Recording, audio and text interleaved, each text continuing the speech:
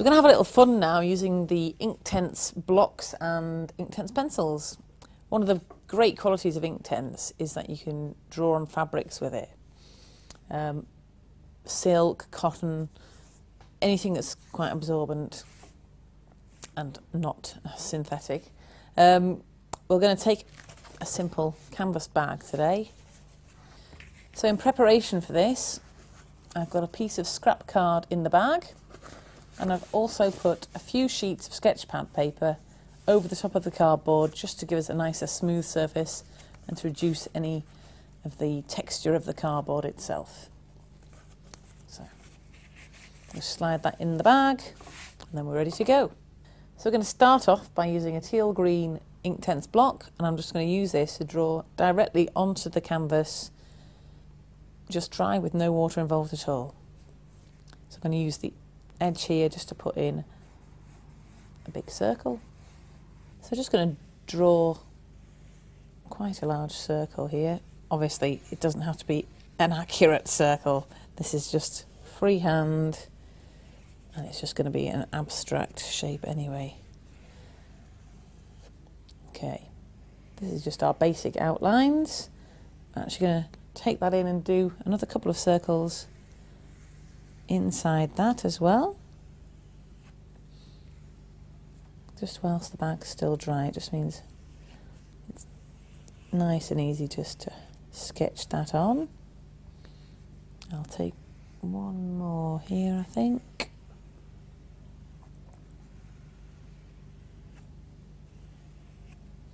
And then maybe we'll take one off centre there, and I'll put a little hole off centre there in it. Okay, so there's a basic outline of what we're going to do on the bag. Let's make sure that paper's underneath. Okay. I think what we'll do first actually is put in one of the sort of more fun and interesting textures.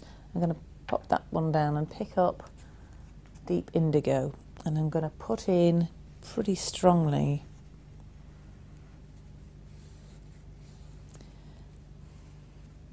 an outline around this circle with that.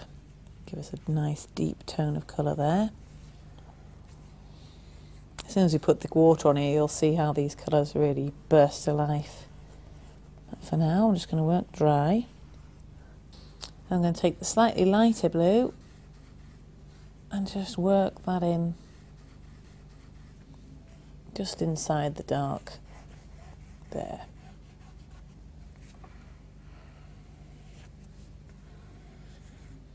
Okay,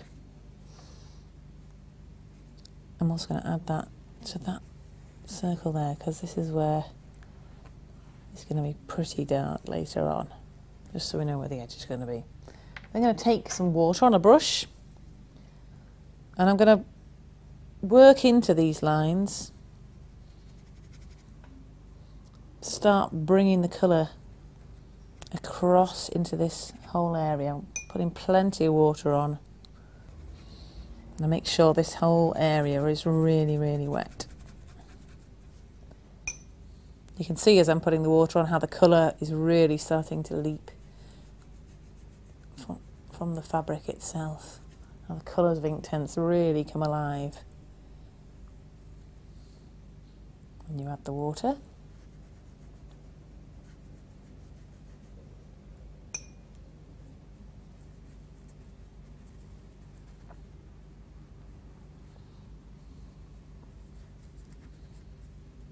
We've got a bit of cotton under there, but never mind. That's giving us a little bit of texture, quite like that. So what we've got to make sure we do is make sure that all the dry marks become saturated and wet, because it's when Inktense has been wet and then dried again, that's when it becomes permanent. So as long as we make sure of that, we're going to be okay. Right, let's colour in the whole of this circle here with just water. Make sure it's really nice and wet. The more water that we have on it, the more the Inktense pigment will disperse. The less water, obviously, the more intact you can keep the lines that you put down. There we go. That's nice and wet. So I'm going to actually take the yellow Inktense block now. I'm going to take my craft knife and I'm actually going to start scraping onto that wet area. I'm just going to scrape generally all over this bit. We can just blow off the parts that aren't in the wet area.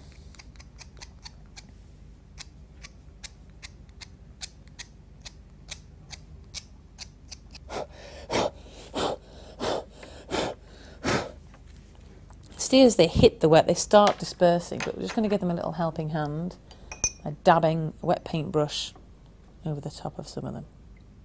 A bit more water on than that, I think. You can always go over the top again. In fact, what I'm going to suggest we do is go over the top with a little bit of the blue block as well. And we should get a nice green forming there. So whilst that's still wet, we'll make sure there's plenty of water on there. Take the blue and scrape a few flecks.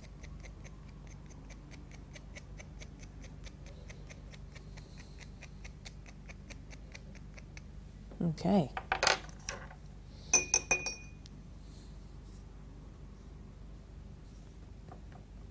I'm just going to pad the brush down into this area quite a bit to make sure that the pigment is fully worked into the canvas.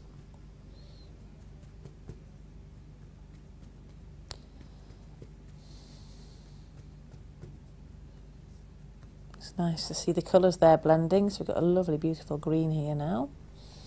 Okay, so you've got a bit of a line here. What we're going to do is just to blend this in, we're going to work directly onto the wet area with the block itself. So I'm just going to take the lighter blue and just start working around the outline. You can see it's much more intense when you're working into a wet area.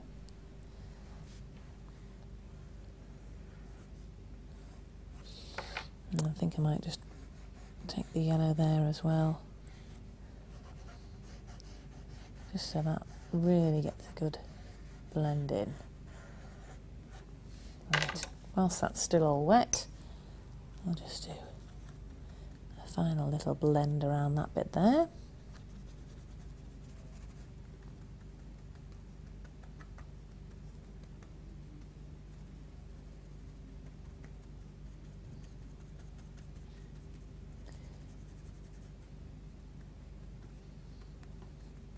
A mixture of texture and really bold colour there.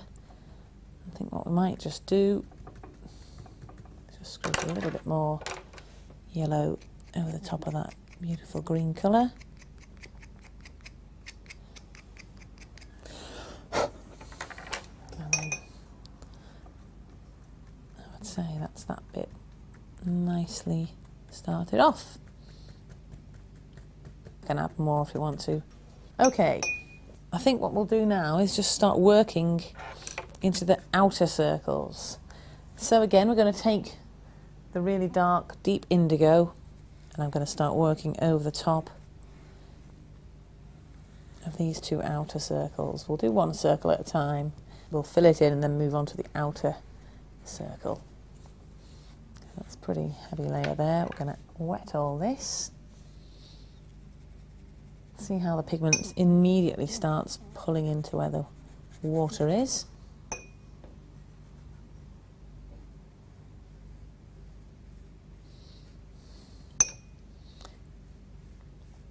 If you want a more accurate line, instead of allowing everything to spread out, which is quite nice, I think, particularly on this kind of work. If you're working on silk, perhaps, or something which is a bit more loose, which allows the pigment to disperse quite a lot more. A tip that I've received from various people who do silk painting is to actually use aloe vera gel instead of water, because it takes the Inktense into the fabric, but it's just that little bit thicker, so you can control what you're doing a bit more. Right, okay. Oh, that's looking quite nice. Right, so once you've got the two outer rings filled in, we've just been going around with the yellow and the dark blue, just blended them over the wet area, so it blends nicely and you get really intense colours. We're just going to move on to the centre, so I'm just going to find that last bit in there.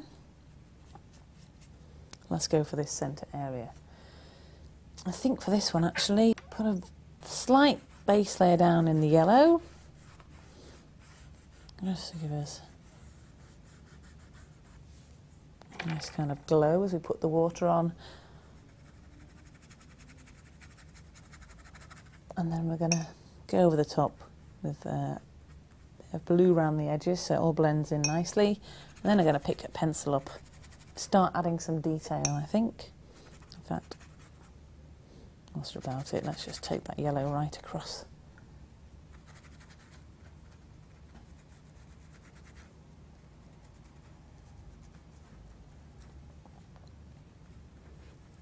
Right, let's get that. We're just going to, in a similar way, just going to mark, keep each circle outline really deep. Start to blend it in slightly there. I'm just going to keep it quite light here. So we're going to add more texture in with the pencils, and also around that inner hole in the middle. We'll take the brush, just spread out this colour a little, and then we'll pick up the pencil and start working over the top.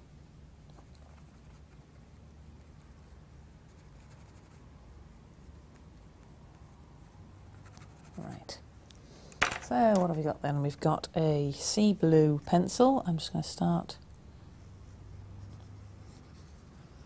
drawing directly onto all that wet area with the pencil. I'm just going to do wiggly lines.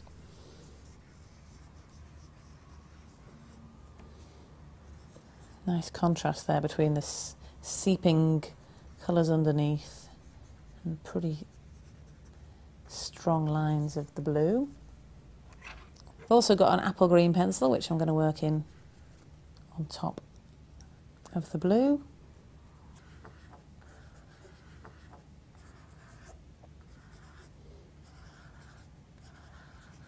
You can see as we're going here, because that area is quite wet, the lines start blending as well, which is really nice. And as this whole area starts to dry off, the lines will become much finer. So I'm just going to keep scribbling around this bit. I'm going to swap pencils again and go over the top with the sea blue.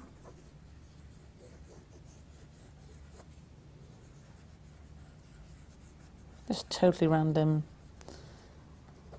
squiggles. We'll swap again just so the blue doesn't take over,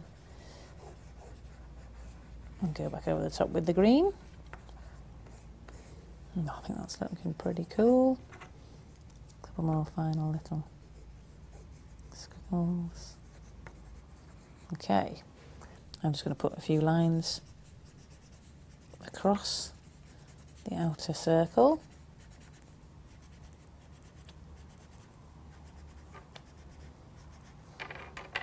And leave a gap, and we bring some down the bottom here. I'm going to go over with the green just in between some of those gaps as well. Not every single one, just the odd one. We're working abstract here, remember.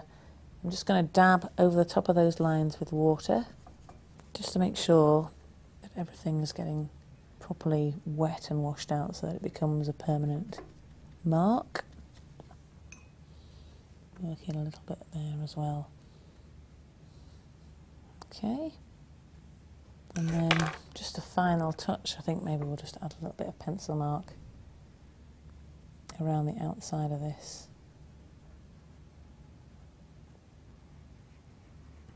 Working into the edge gives it a little bit of extra texture around the edge there, a bit more of a dynamic shape. There we go. We'll just dab over that again, see if we can get some of that pigment shooting out into that shape. then I think we've got us a pretty cool shopping bag. I'm just going to work a little bit of yellow into that corner there where it's starting to dry. A little bit paler than I'd anticipated. I'll just quickly wash that in. All done. There we go, a lovely unique shopping bag.